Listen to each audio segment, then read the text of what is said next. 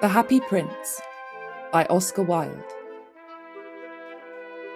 High above the city, on a tall column, stood the statue of the Happy Prince. He was gilded all over with thin leaves of fine gold. For eyes, he had 2 bright sapphires, and a large red ruby glowed on his sword hilt. He was very much admired indeed. "He is as beautiful as a weathercock," remarked one of the town councillors, who wished to gain a reputation for having artistic tastes. "Only not quite so useful," he added, fearing lest people should think him unpractical, which he really was not. "Why can't you be like the Happy Prince?" asked a sensible mother of her little boy, who was crying for the moon.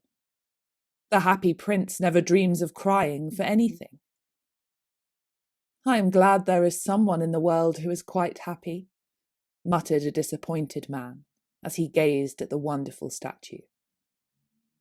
"He looks just like an angel," said the charity children, as they came out of the cathedral in their bright scarlet cloaks and their clean white pinafores. "How do you know?" said the mathematical master. "You have never seen one." "Ah, but we have, in our dreams," answered the children, and the mathematical master frowned and looked very severe, for he did not approve of children dreaming. One night there flew over the city a little swallow. His friends had gone away to Egypt 6 weeks before, but he had stayed behind, for he was in love with the most beautiful reed. He had met her early in the spring as he was flying down the river after a big yellow moth, and had been so attracted by her slender waist that he had stopped to talk to her. "Shall I love you?" said the swallow, who liked to come to the point at once, and the reed made him a low bow. So he flew round and round her, touching the water with his wings and making silver ripples. This was his courtship, and it lasted all through the summer. "It is a ridiculous attachment," twittered the other swallows. "She has no money, and far too many relations." And indeed, the river was quite full of reeds.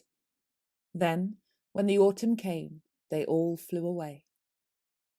After they had gone, he felt lonely, and began to tire of his lady love. "She has no conversation," he said, "and I'm afraid that she is a coquette, for she is always flirting with the wind." And certainly, whenever the wind blew, the reed made the most graceful curtsies. "I admit that she is domestic," he continued, "but I love travelling, and my wife consequently should love travelling also. Will you come away with me?" he said finally to her, but the reed shook her head. She was so attached to her home. "You have been trifling with me," he cried. "I am off to the pyramids. Goodbye." And he flew away. All day long he flew, and at night time he arrived at the city. "Where shall I put up?" he said. "I hope the town has made preparations." Then he saw the statue on the tall column. "I will put up there," he cried. "It is a fine position, with plenty of fresh air." So he alighted just between the feet of the Happy Prince. "I have a golden bedroom," he said softly to himself as he looked round, and he prepared to go to sleep. But just as he was putting his head under his wing, a large drop of water fell on him. "What a curious thing," he cried. "There is not a single cloud in the sky. The stars are quite clear and bright, and yet it is raining. The climate in the north of Europe is really dreadful. The reed used to like the rain, but that was merely her selfishness." Then another drop fell. "What is the use of a statue if it cannot keep the rain off?" he said. "I must look for a good chimney pot." And he determined to fly away. But before he had opened his wings, a third drop fell.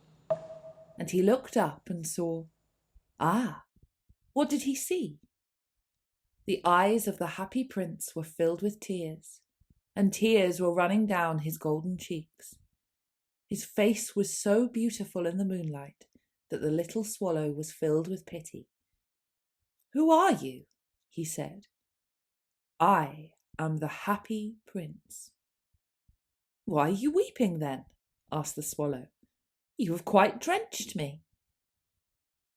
"When I was alive and had a human heart," answered the statue, "I did not know what tears were, for I lived in the palace of Sans-Souci, where sorrow is not allowed to enter. In the daytime, I played with my companions in the garden, and in the evening, I led the dance in the great hall. Round the garden ran a very lofty wall, but I never cared to ask what lay beyond it. Everything about me was so beautiful. My courtiers called me the happy prince, and happy indeed I was, if pleasure be happiness. So I lived, and so I died. And now that I am dead, they have set me up here so high that I can see all the ugliness and all the misery of my city. And though my heart is made of lead, yet I cannot choose but weep." "What? Is he not solid gold?" said the swallow to himself. He was too polite to make any personal remarks out loud. "Far away," continued the statue in a low, musical voice, "far away, in a little street, there is a poor house. One of the windows is open, and through it I can see a woman seated at a table. Her face is thin and worn, and she has coarse red hands, all pricked by the needle, for she is a seamstress. She is embroidering passion flowers on a satin gown for the loveliest of the Queen's maids of honour to wear at the next court ball. In a bed in the corner of the room, her little boy is lying ill. He has a fever and is asking for oranges. His mother has nothing to give him but river water, so he is crying. Swallow, swallow, little swallow, will you not bring her the ruby out of my sword hilt? My feet are fastened to this pedestal, and I cannot move." "I am waited for in Egypt," said the swallow. "My friends are flying up and down the Nile and talking to the large lotus flowers. Soon they will go to sleep in the tomb of the great king. The king is there himself in his painted coffin. He is wrapped in yellow linen and embalmed with spices. Round his neck is a chain of pale green jade, and his hands are like withered leaves." "Swallow, swallow, little swallow," said the prince, "will you not stay with me for one night and be my messenger? The boy is so thirsty, and the mother so sad." "I don't think I like boys," answered the swallow. "Last summer, when I was staying on the river, there were 2 rude boys, the miller's sons, who were always throwing stones at me. They never hit me, of course. We swallows fly far too well for that. And besides, I come from a family famous for its agility. But still, it was a mark of disrespect." But the happy prince looked so sad that the little swallow was sorry. "It's very cold here," he said, "but I will stay with you for one night and be your messenger." "Thank you, little swallow," said the prince. So the swallow picked out the great ruby from the prince's sword and flew away with it in his beak over the roofs of the town. He passed by the cathedral tower, where the white marble angels were sculptured. He passed by the palace and heard the sound of dancing. A beautiful girl came out on the balcony with her lover. "How wonderful the stars are," he said to her, "and how wonderful is the power of love." "I hope my dress will be ready in time for the state ball," she answered. "I have ordered passion flowers to be embroidered on it, but the seamstresses are so lazy." He passed over the river and saw the lanterns hanging to the masts of the ships. He passed over the ghetto and saw the old Jews bargaining with each other and weighing out money in copper scales. At last, he came to the poorhouse and looked in. The boy was tossing feverishly on his bed, and the mother had fallen asleep. She was so tired. In he hopped and laid the great ruby on the table beside the woman's thimble. Then he flew gently round the bed, fanning the boy's forehead with his wings. "How cool I feel," said the boy. "I must be getting better." And he sank into a delicious slumber. Then the swallow flew back to the happy prince and told him what he had done. "It is curious," he remarked, "but I feel quite warm now, although it is so cold." "That is because you have done a good action," said the prince. And the little swallow began to think, and then he fell asleep. Thinking always made him sleepy. When day broke, he flew down to the river and had a bath. "What a remarkable phenomenon," said the professor of ornithology as he was passing over the bridge. "A swallow in winter." And he wrote a long letter about it to the local newspaper. Everyone quoted it. It was full of so many words that they could not understand. "Tonight I go to Egypt," said the swallow, and he was in high spirits at the prospect. He visited all the public monuments and sat a long time on top of the church steeple. Wherever he went, the sparrows chirruped and said to each other, "What a distinguished stranger!" So he enjoyed himself very much. When the moon rose, he flew back to the happy prince. "Have you any commissions for Egypt?" he cried. "I am just starting." "Swallow, swallow, little swallow," said the prince, "will you not stay with me one night longer?" "I am waited for in Egypt," answered the swallow. "Tomorrow my friends will fly up to the second cataract. The river horse couches there among the bulrushes, and on a great granite throne sits the god Memnon. All night long he watches the stars, and when the morning star shines he utters one cry of joy, and then he is silent. At noon, the yellow lions come down to the water's edge to drink. They have eyes like green beryls, and their roar is louder than the roar of the cataract." "Swallow, swallow, little swallow," said the prince. "Far away across the city, I see a young man in a garret. He is leaning over a desk covered with papers, and in a tumbler by his side there is a bunch of withered violets. His hair is brown and crisp, and his lips are red as a pomegranate, and he has large and dreamy eyes. He is trying to finish a play for the director of the theatre, but he is too cold to write any more. There is no fire in the grate, and hunger has made him faint." "I will wait with you one night longer," said the swallow, who really had a good heart. "Shall I take him another ruby?" "Alas, I have no ruby now," said the prince. "My eyes are all that I have left. They are made of rare sapphires, which were brought out of India 1,000 years ago. Pluck out one of them and take it to him. He will sell it to the jeweller and buy food and firewood and finish his play." "Dear prince," said the swallow, "I cannot do that." And he began to weep. "Swallow, swallow, little swallow," said the prince, "do as I command you."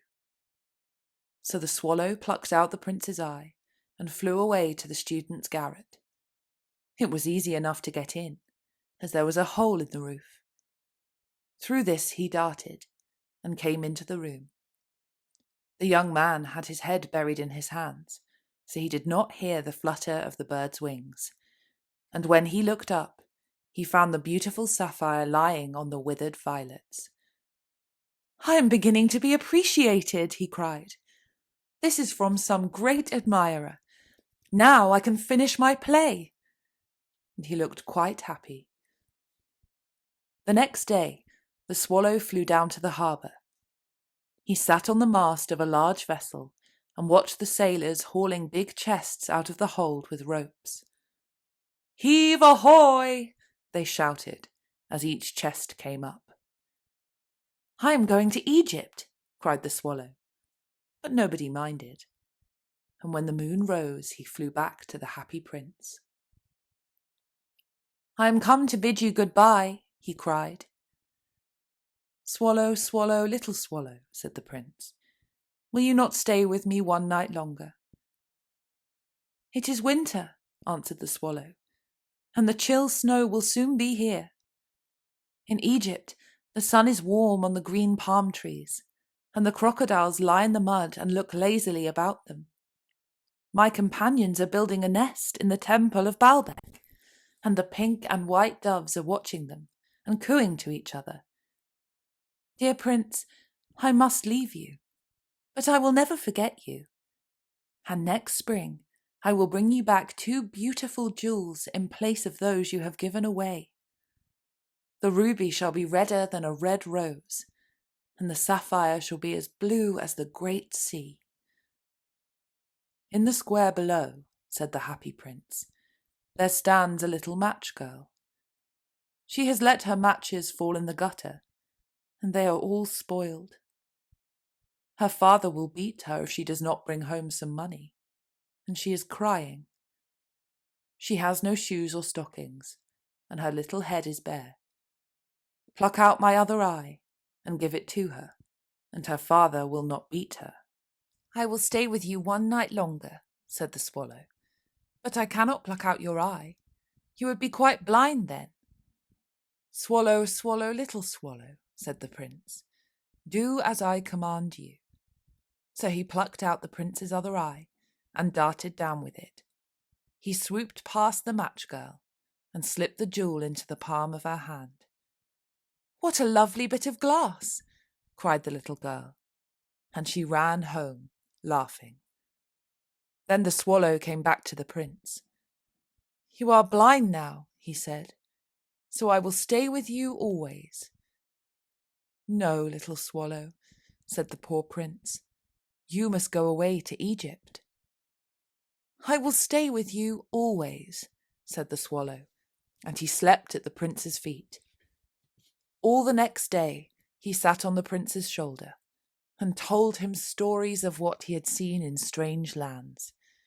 He told him of the red ibises who stand in long rows on the banks of the Nile and catch goldfish in their beaks, of the Sphinx, who is as old as the world itself and lives in the desert and knows everything, of the merchants who walk slowly by the side of their camels and carry amber beads in their hands, of the king of the mountains of the moon, who is as black as ebony and worships a large crystal, of the great green snake that sleeps in a palm tree and has 20 priests to feed it with honey cakes, and of the pygmies who sail over a big lake on large flat leaves and are always at war with the butterflies. "Dear little swallow," said the prince, "you tell me of marvellous things, but more marvellous than anything is the suffering of men and of women. There is no mystery so great as misery. Fly over my city, little swallow, and tell me what you see there." So the swallow flew over the great city and saw the rich making merry in their beautiful houses, while the beggars were sitting at the gates. He flew into dark lanes and saw the white faces of starving children looking out listlessly at the black streets. Under the archway of a bridge, 2 little boys were lying in one another's arms to try and keep themselves warm. "How hungry we are," they said. "You must not lie here," shouted the watchman, and they wandered out into the rain. Then he flew back and told the prince what he had seen. "I am covered with fine gold," said the prince. "You must take it off, leaf by leaf, and give it to my poor. The living always think that gold can make them happy." Leaf after leaf of the fine gold the swallow picked off, till the happy prince looked quite dull and grey. Leaf after leaf of the fine gold he brought to the poor, and the children's faces grew rosier, and they laughed and played games in the street. "We have bread now," they cried. Then the snow came, and after the snow came the frost. The streets looked as if they were made of silver. They were so bright and glistening. Long icicles like crystal daggers hung down from the eaves of the houses. Everybody went about in furs, and the little boys wore scarlet caps and skated on the ice. The poor little swallow grew colder and colder, but he would not leave the prince. He loved him too well.